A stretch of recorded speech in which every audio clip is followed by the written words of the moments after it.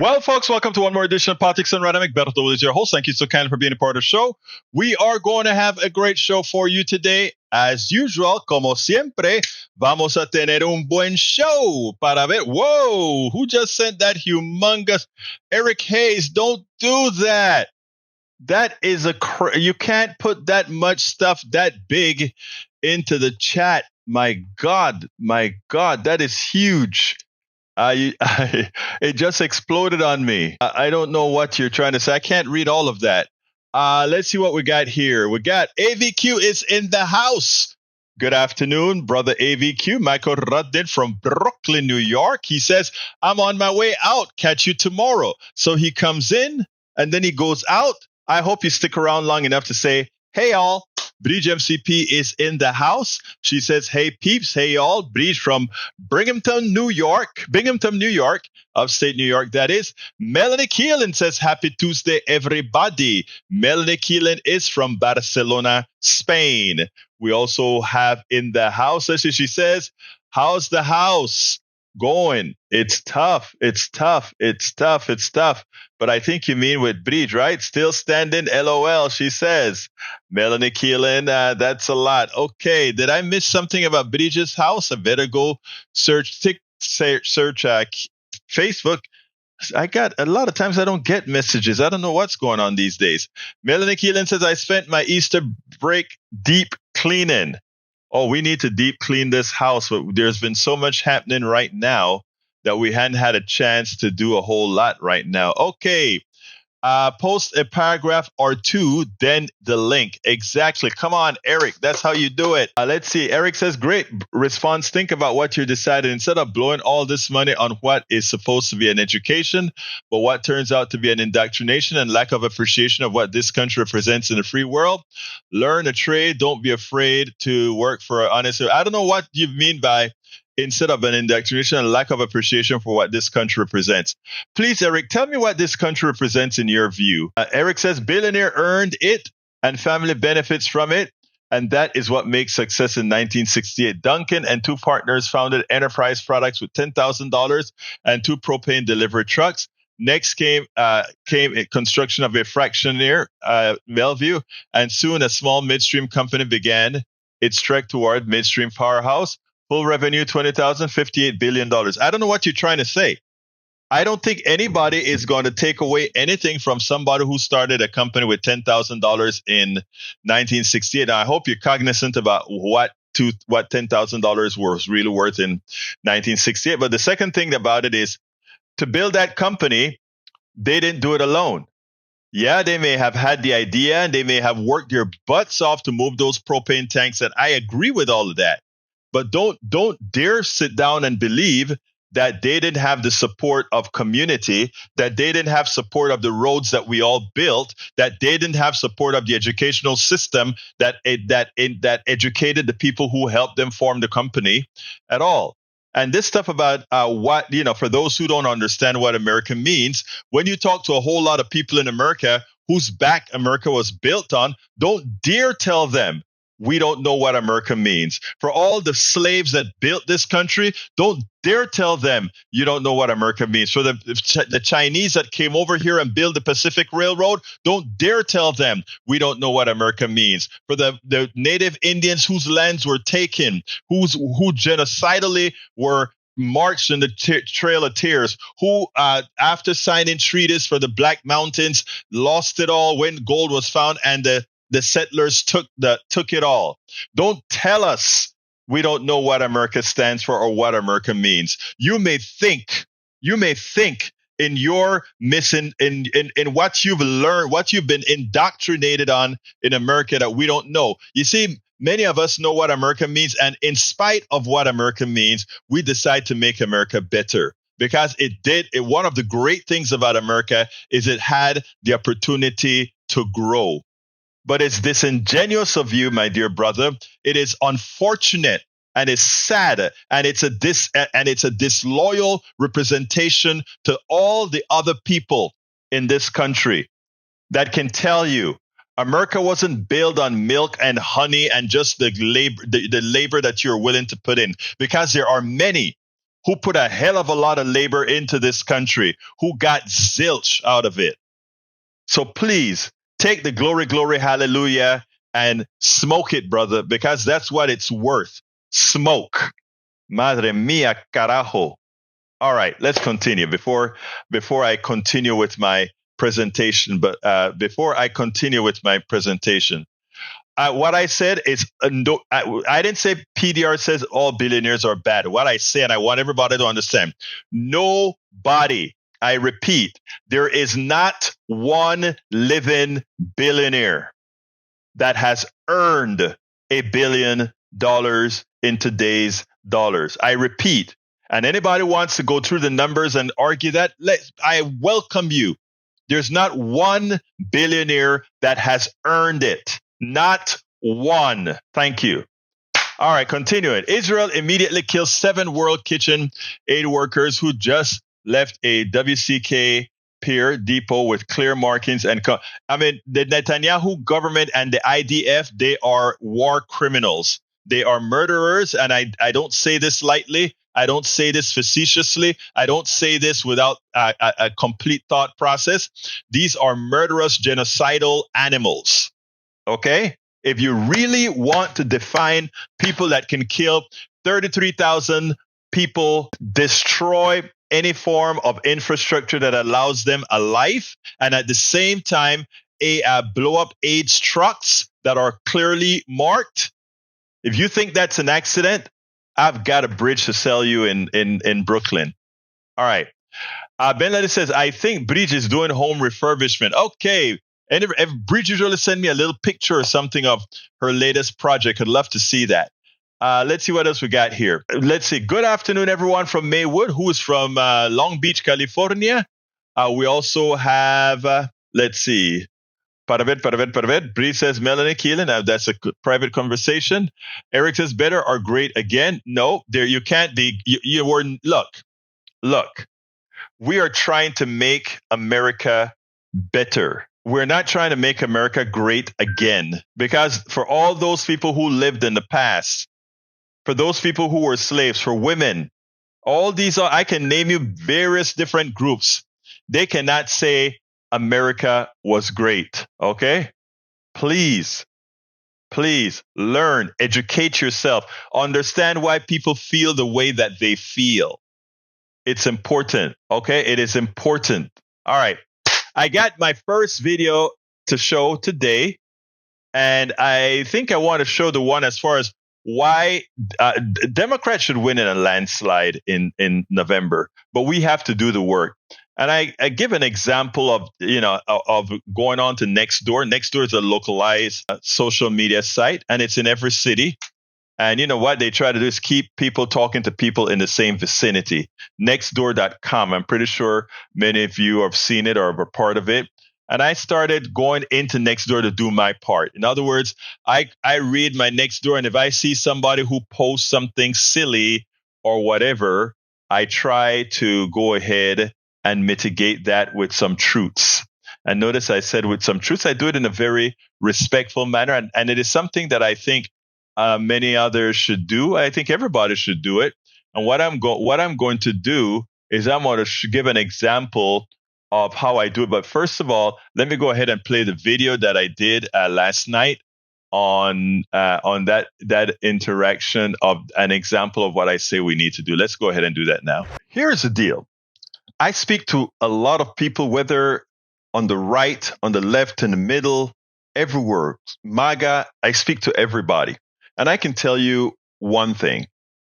The path is really, really there for us to win, meaning progressives and Democrats, to win 2024, not by a nick, but by a landslide. But what we have to do is we have to be pragmatic. We have to do the work. We have to follow the path that's been laid out there, believe it or not, by the Republicans to give us the victory. They are the ones that have put the asphalt on the broken pavement needed to win. Democrats and progressives should simply follow it, but most importantly, they have to engage. Republicans have all but ceded women's autonomy over their bodies and lives, Medicare, Social Security rights, child care assistance, a living wage, and more. Elections are not often won on policy alone, but one has to connect these issues to personalize them for individuals so that those receiving the message map it to their wants and needs, map it to the things that mean the most to them, the carnality of their being. That is how it's done. Republicans have done that all along. They've understood that. They've understood that you have to connect what you claim you're going to do to what people think that they want, what they need. And that's what we have to do. And we also have to engage, lay the groundwork. You know, what I always used to tell people is, the truth is sort of the softening mechanism. You throw out the truth out there so that it's there. It is like in the olden days of war, you had the battleships softening up the beachhead, right? And then the cavalry came in. I mean, earlier today, I was on the local social media site in my town called Nextdoor. And I am going to put the exchange that I did in the correspondent blog for this particular piece here. So there's a correspondent blog for this video. But what happened is one person sent a message on the board, and they said, the new mayor of Houston says that Houston is broke, and they are going to have to find many ways to raise revenue to pay for all the things that Houston needs them to pay for, repairing streets, a big new fireman's contract, etc. And a person gave a one-line response after this guy wanted to know how we thought it would affect his taxes. She just said, most Democratic-run states and sanctuary cities are broke. You get what you vote for. To which I gave a long, measured, civil response. I'm not going to read the whole thing. You can read it for the correspondent blog. But I said the most dangerous thing for our democracy is an uninformed or misinformed citizenry. I know in some media purported as news, it would have many of our good Republican brothers and sisters fall for the belief that party correlates to a city, municipality, or state being broke. That is often the case, but not in the way many have been programmed to believe. So let's be clear. Most red states are taking more money from the federal government than they contribute. Most blue states subsidize the red states. Why? Because red states refuse to tax commensurate with the needs of their states, while they accuse blue states of taxing too much, even as they subsidize the red states. The reality is that for very technical reasons, if one wanted to research rather than parrot talking points from a controlling misinformation machine, most large cities face financial hurdles irrespective of party control. And then I stated a lot of other realities, again, in a very civil manner. But remember how she ended her comment. She said, you get what you vote for. So the last sentence that I placed, I said, many people read these blurbs. When you see misinformation, please do not let it go uncorrected. Democracy requires an educated population. Otherwise, it morphs into an autocracy controlled by a sect that has neither your interests nor mine. We must take responsibility. And again, I try to keep the tone in such a manner that it doesn't seem like I'm just fighting this person, but I'm not really just talking to this person. I am actually talking to the entire feed so that folks that are on the margins or wherever will actually have something to hold on to. That is how we win. It's not one person doing this. It's all of us doing this in a manner that we foment, that we create that communication. And this is not a question. I've actually seen it work in my very red area where folks, they're not changing to become Democrats or progressives. But the one thing they're doing is in fact, some have told me directly that they're voting in their interest. They are not no damn liberal or no damn Democrat, but they're going to vote their interests. That's all we want. That's all we ask for. If someone is voting their interests, they're voting for us, whether they want to call themselves part of us or not. We spend a lot of time and that is what's important. Now on the screen, there's a piece, I should have said this in the video further, but when she said most Democratic run states and secretary states are broke, you get what you vote for. My direct answer to that is, folks, if we are to move forward as a democratic country, we must not allow misinformation to flourish. As an example, you get what you vote for. As an example, we pay billions in taxes for healthcare, yet our fiscally responsible state legislature leaves these billions on the table for ideological reasons. We're entitled to monies to ensure millions of Texans, this is your mother, your brother, your father, your sister, your aunt, who are uninsured by the choice of, not you, by the choice of the state of Texas. So many die because our legislature, who purports to center on life, refuses the implementation of the Medicare expansion to the Affordable Care Act.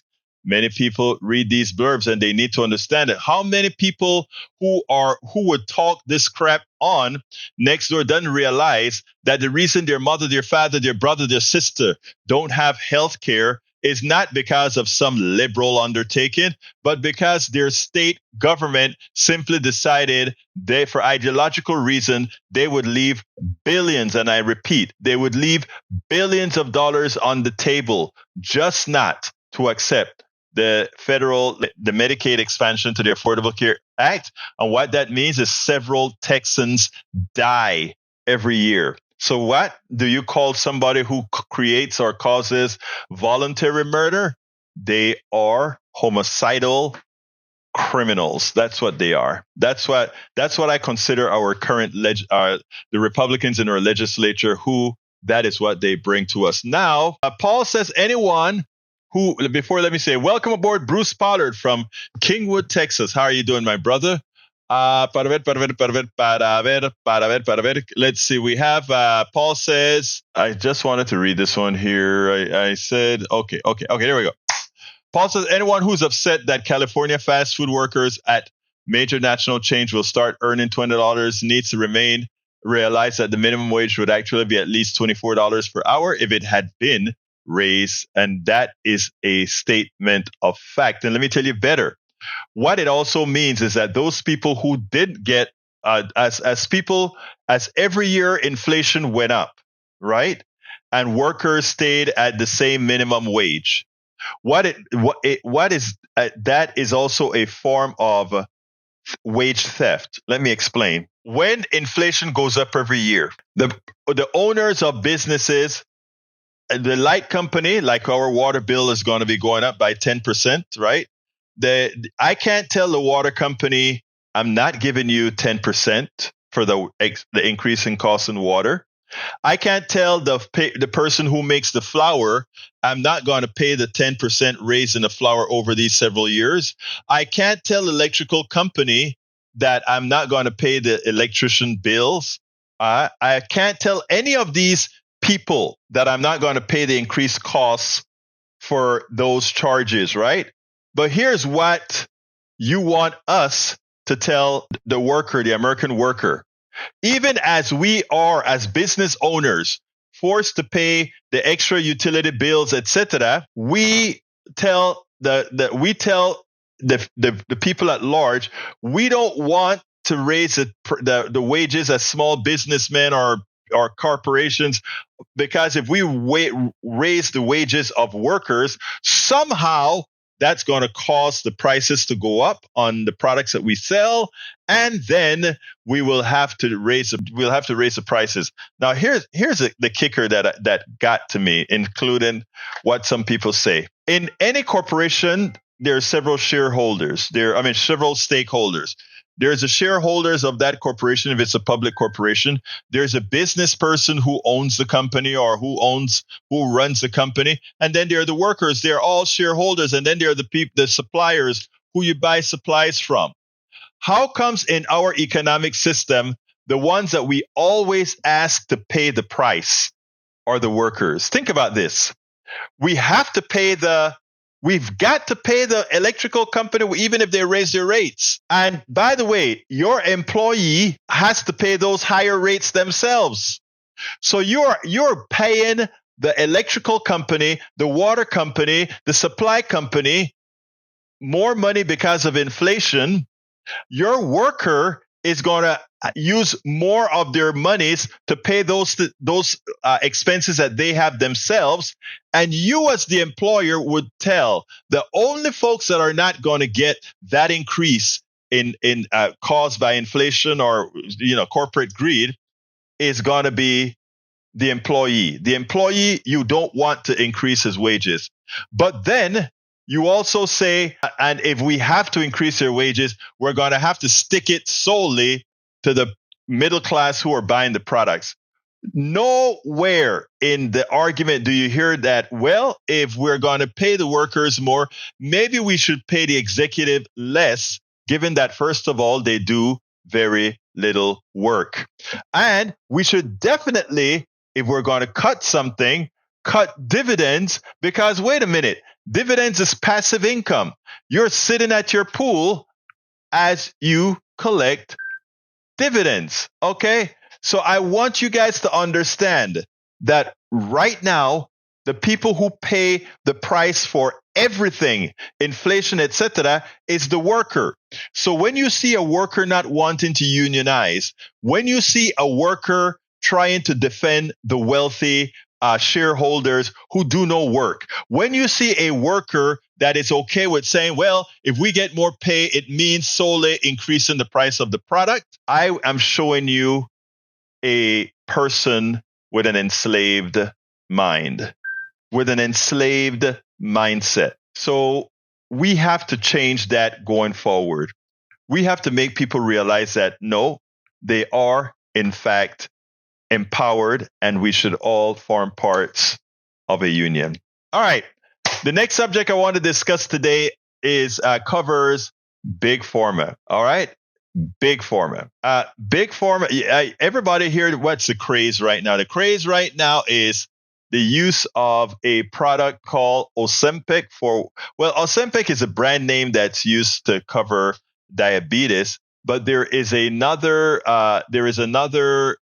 brand that's used for weight loss, and I think it's let me give you the name of it. Ozempic versus it's called Wegovy. Wegovy is the same product, exact same chemical, but it's served in a higher dosage for people who are trying to lose weight versus people who have diabetes. I want you to listen to this, and then we'll take it on the other side. When the petty thief goes into a 7-Eleven or a convenience store and steals a pack of cigarettes that cost $8, $10, when they go into a store and steal a Coke or a chewing gum or whatever, we bring news cameras out and we talk about the crime rate and all these great issues. But drug companies, Big Pharma, that rips us off continuously on a daily basis, taking our income and transferring it to a select few, we have made that legal. Look, Ozempic cost about 89 cents per dosage. 89 cents per dosage. And still make a profit. In France, you can buy it for $83. That's 10 times, that's 100 times what it costs in France. The drug companies still make a profit, a much bigger profit, but they still make a profit. But in the United States, that same product costs $936. That is bigger than grand theft when you take the millions of people that actually get that prescriptions. I want you to listen to this, and then we'll expand a bit further on the other side. Check this out. Weight loss drugs seem to be everywhere these days. You've heard the names, Ozempic and Wegovy, game changer drugs, promising big results, but carrying a big price tag. Now, a new study is suggesting these drugs that cost many Americans more than $1,000 per month can be manufactured for as little as $1. And that's with the company still making a profit. Joining us now, the senator calling on drug makers to change that. Vermont Senator Bernie Sanders. Senator, it's great to have you with us. Thanks so much for taking the time. I know fair drug pricing is something you are very passionate about. What's your reaction to this study? My reaction to the study is that Novo Nordisk has got to substantially lower the price they're charging Americans for two reasons. Number one, you're going to have millions of Americans who are dealing with diabetes, dealing with obesity, not being able to afford this medicine that could really help them. And number two, Anna, if we don't get a handle on this price, Medicare and Medicaid are going to be spending enormous sums of money, which are going to fall back on the taxpayers of this country. Bottom line is, Novo Nordisk should not be charging us over $1,000 for this product a month when they're charging people in Germany $59, charging people in Canada $155. The American people, in my view, no matter what your political view may be, are sick and tired of being ripped off by drug companies and paying the highest prices in the world for prescription drugs, including Ozempic. So why does Novo Nordisk, in your opinion, charge so much more for Americans to get this drug? I know exactly why, and so does everybody else. Throughout the entire world, there are national health programs, which, by the way, in most cases, guarantee health care to all of their people. And they sit down and they negotiate with the drug companies. And they say, you know what, you can't charge us any price you want. Let's sit down and talk about a reasonable price. Here in the United States, until last year, you had the insane situation where the drug companies could charge any price they wanted for any reason. And right now, by the way, many of the new cancer drugs, other important drugs coming onto the market are costing $200,000, $300,000 a year for treatment. So bottom line is, what the United States has got to do is what countries around the world do, is start negotiating prices with the industry. Second of all, let's not kid ourselves. The pharmaceutical industry is enormously powerful. They have over 1,800 well-paid lobbyists in Washington, D.C. right now, former leaders of the Republican Party, the Democratic Party. They're very nonpartisan. They will give money to anybody. Second of all, they put a whole lot of money into campaign contributions. So we are taking on one of the most powerful, greedy forces in Washington. And by the way, the drug companies made huge profits last year, as they always do. So it's quite a fight. I think it's important that we engage this and that we win it. We reached out to Novo Nordisk, the company behind Ozempic and Wegovy specifically, and they told us in part this: it's easy to oversimplify the science that goes into understanding disease and developing and producing new treatments, as well as the intricacies of U.S. and global healthcare systems. However, the public debate doesn't always take into account this extremely complex reality. We are proud of the work our scientists have done to advance treatment of chronic diseases to improve lives. We remain committed to working with policymakers to advance solutions to ensure access and affordability for all patients. And they go on to say the majority of U.S. patients covered by commercial health plans pay $25 or less a month for their prescriptions. What's your response to that? My response is two ways. First of all, they should be proud of their scientists to have developed a very important drug. Second of all, while people who have good insurance may end up not paying a whole lot for their product, the truth is that insurance costs in the United States are enormously high. And the reason is insurance companies have to pay top dollar for these products. Thirdly, there are a lot of people in America who are underinsured or have no insurance at all, and they are forced to pay list prices. So yes, we do have a very complicated and broken prescription drug pricing system in America. But at the end of the day, there remains no reason why we are paying over 10 times more for this product than people in other countries. And this is something the health committee that I chair, is going to take a very hard look at. Again, a product that costs 89 cents to make. It can be bought in France for $89, but we, the Americans, the suckers who, they can tell us anything and we believe it. We pay $1,349, and then the drug company wants to tell you, but you're not really paying that because most insurance plans will only charge you a copay of $25 to get Ozempic. But guess what? They don't tell you. You are the one paying for that insurance policy. And every time these drug companies create their grand theft and take your money, your insurance rates go up. So they lie to you and say, oh, but you're not really paying for it. We are all paying for it. All of us who purchase insurance are paying for all the high price products, even if our copay is $25, because we're paying the premiums for those insurance policies, which means we pay the insurance companies to take our monies, to transfer a money from what we have. Many of these products that they created, or they say they created, came from the general knowledge that we as a society have come up with at our universities, or people who were trained at our universities. Public dollars created all this stuff quite often. So you have to ask the question, when are we going to stop believing the crap that drug companies, the Big Pharma tells us? Oh, our scientists develop great products. Yeah, we know. But when it's time to profit from these great products developed by the scientists, it's not the scientists getting dirt rich on that excessive price that you are stealing from us. It's not the scientists and the engineers and the lawyers and the doctors and the patients who test the drugs generally for free. You don't even give the patients who tested your drugs free access to your drugs. It's not them who get rich. It's the ones who do nothing. The shareholders who sit back and wait to make the profit on the backs of those scientists you talk about.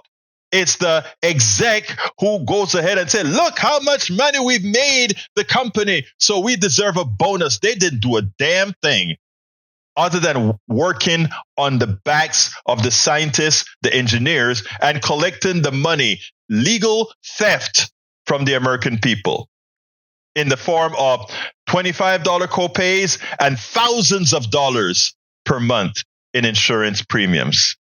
So I ask you, when are we going to give up mental slavery?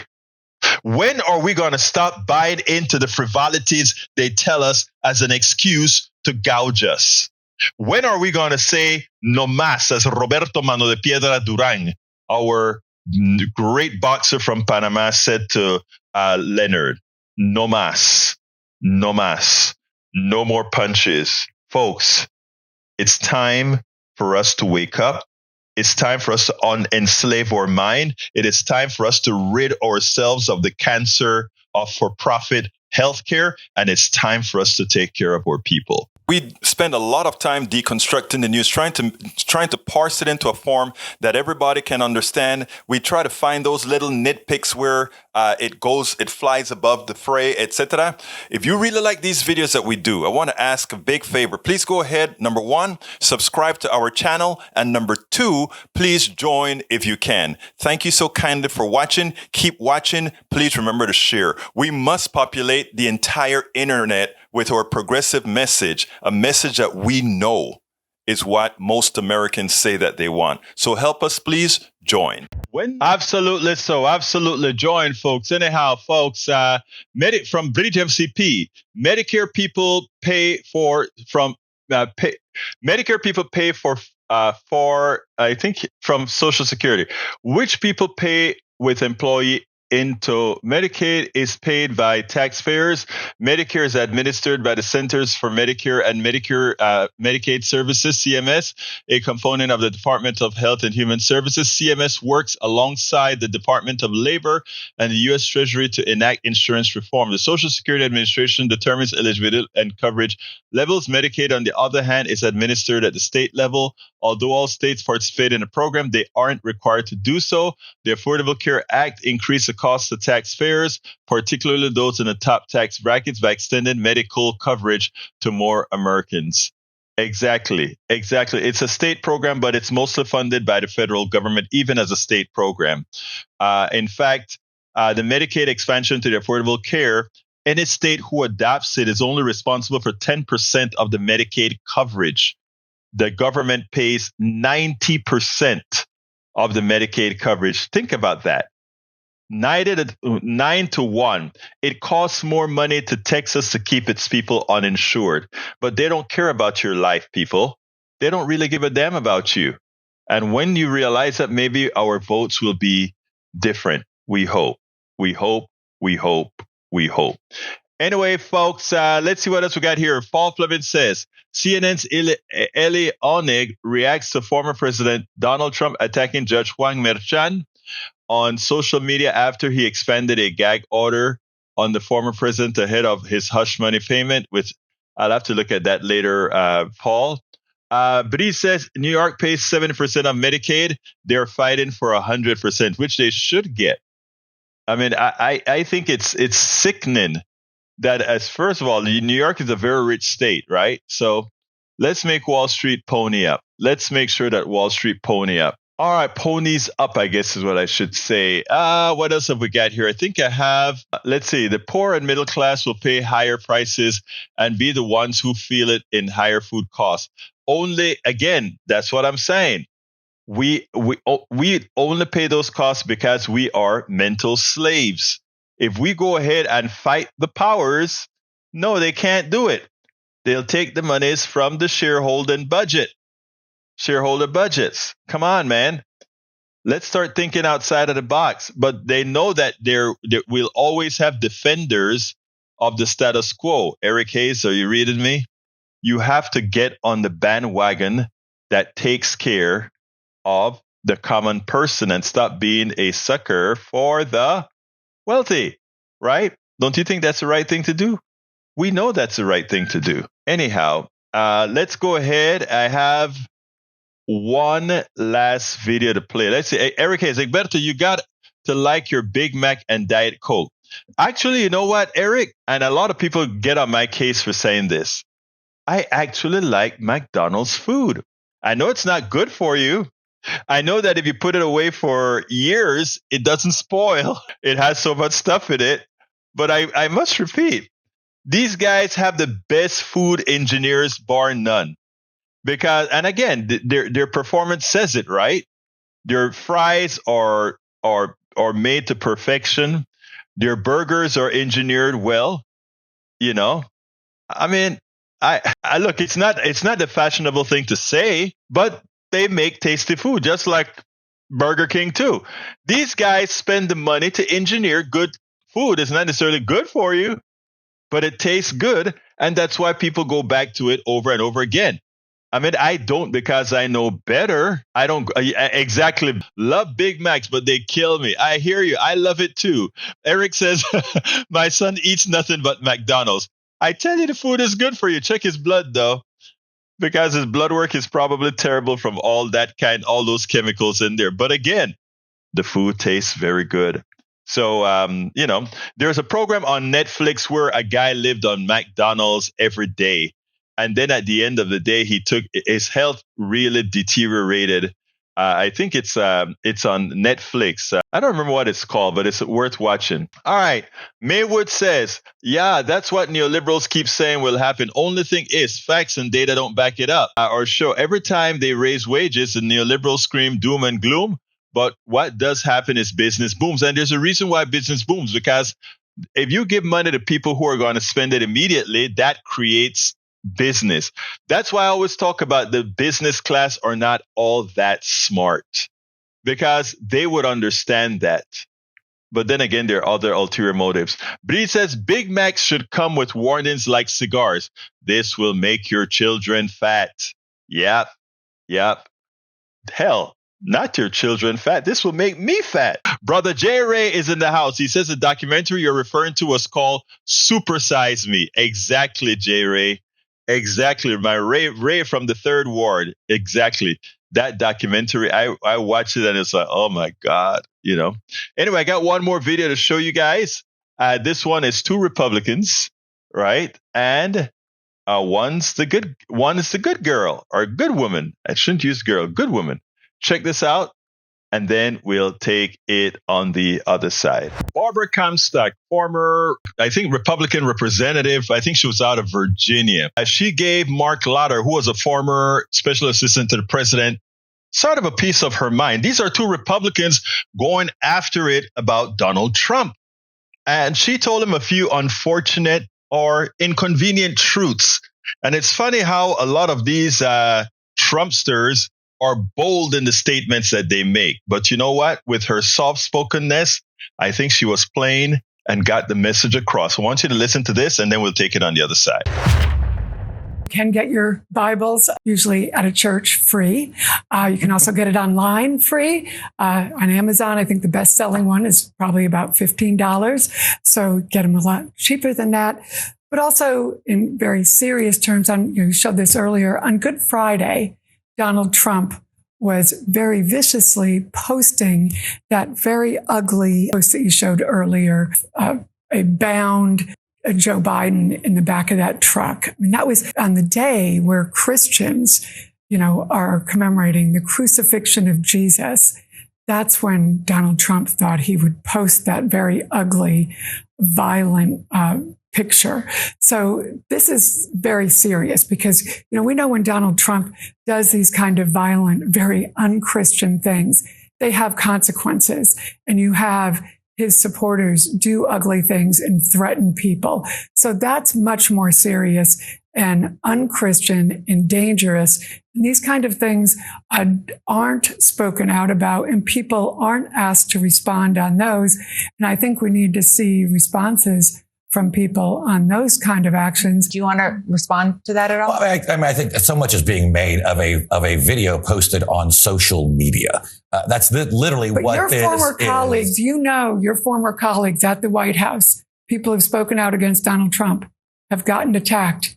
People sometimes show up and attack them at their home, threaten them, and threats are made against them. So, I mean, this is a real. If we want to have a serious discussion about political violence, and I think we should have a serious discussion. The kind of but I would political violence where he wants to let those people out of jail in public. I would also remind you that you had the Speaker of the House, Nancy Pelosi, and a squad member talking about unrest in our streets. You've had entertainers who have talked about assassinating President Trump, blowing up the White House. Never a president who wants to pardon people. We need to talk about political violence on both sides. And when it is only attacked and questioned on one, it rings hollow. We have never had a president of the United States who has said he would pardon people who have attacked our Capitol Police and said he would let them free. And we've had people excuse that. And that's coming from Donald Trump. Doug, I want to bring you in here because what we just witnessed are two Republicans having a very real debate, a very passionate one about some of the things that Donald Trump is doing.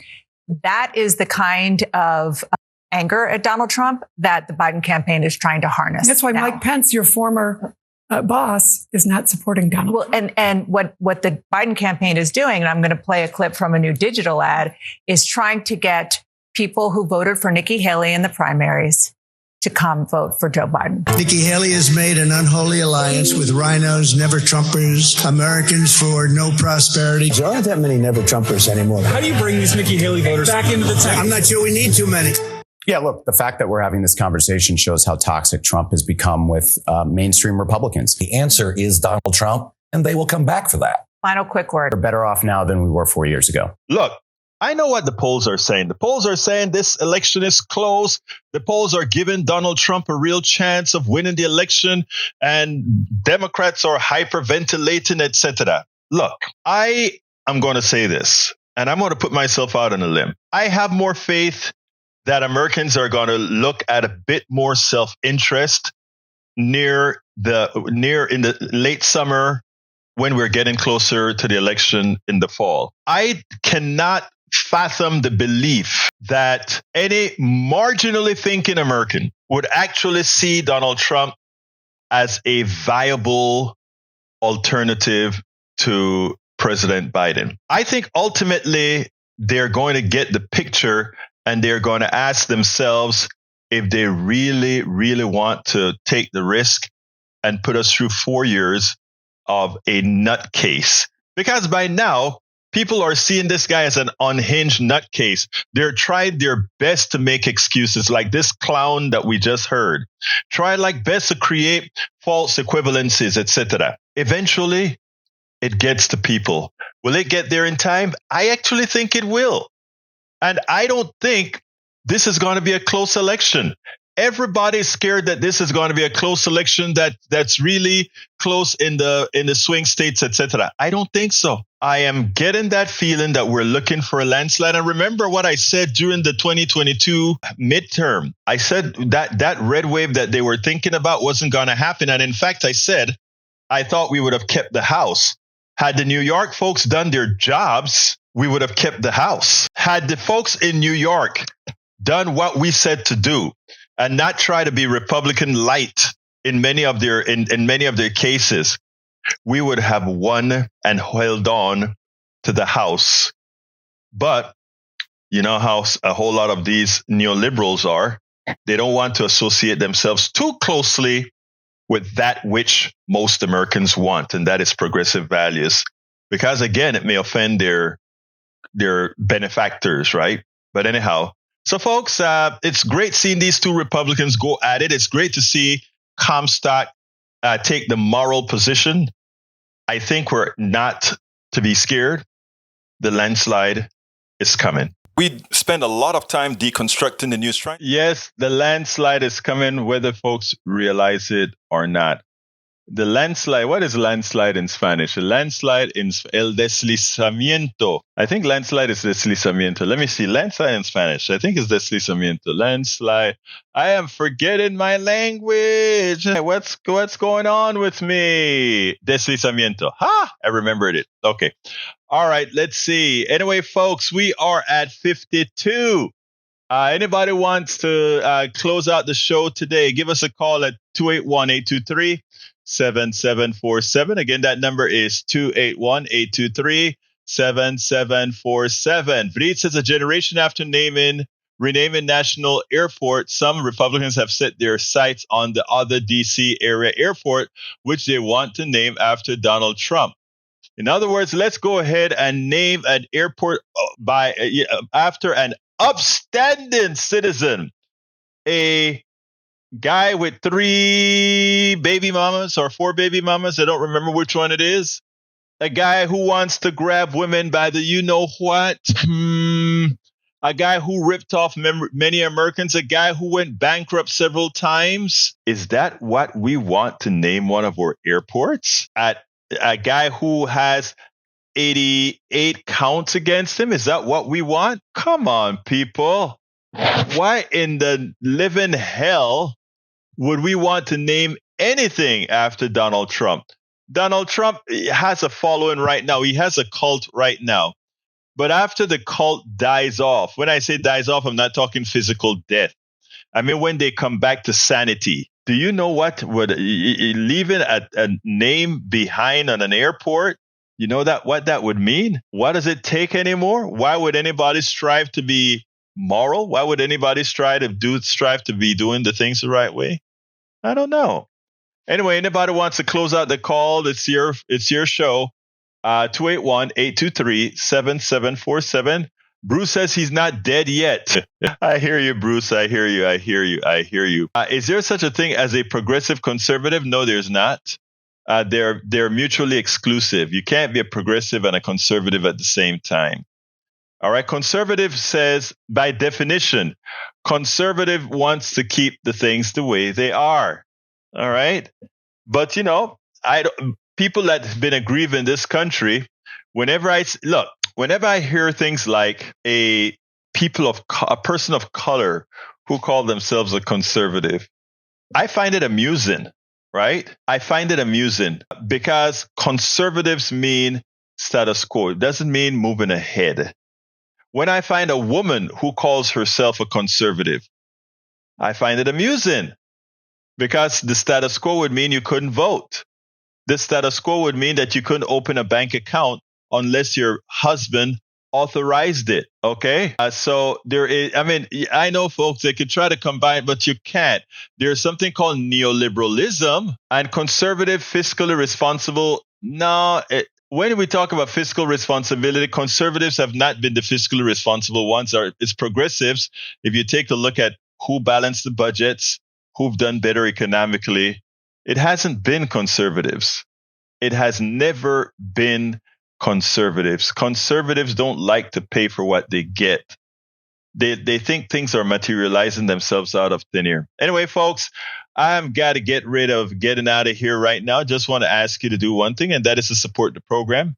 Please support the program by going to politicsdoneright.com/support, politicsdoneright.com/support. And how do you get there? You get there by going to that. I have the link in there, politicsdoneright.support. You can also support us on Patreon. Tom C says, rename Leavenworth Prison in Kansas after Trump and then send him there. He should feel right at home. I love that one. I love that one, Tom. I love that one. All right. The other way you can support the program is to go to our Patreon, and that is politicsdoneright.com/Patreon. Let me go ahead and put that in there again. politicsdoneright.com/Patreon, and I just populated that Patreon there. You can also support us by going to our bookstore and getting one of our many books. I have 5 books that I've written, and the latest one is this one here, which is Tribulations of an Afro-Latino Caribbean Man, Racism Didn't Stop My Smile, Hope or Journey Forward. Please support the program. We cannot do it without you, and we're way, way, way behind. So if you would be so kind to also sign up for a newsletter, that's another way of supporting us. Become a paid member of our newsletter by going to politicsdoneright.com/newsletter. I'm going to get out of here a few minutes early. My name is Egberto Willies. This is Politics Done Right, and you guys know how I end this baby. I am what? Out. We spend a lot of time deconstructing the news, trying to parse it into a form that everybody can understand. We try to find those little nitpicks where it flies above the fray, etc. If you really like these videos that we do, I want to ask a big favor. Please go ahead. Number 1, subscribe to our channel, and number 2, please join if you can. Thank you so kindly for watching. Keep watching. Please remember to share. We must populate the entire internet with our progressive message, a message that we know is what most Americans say that they want. So help us, please join.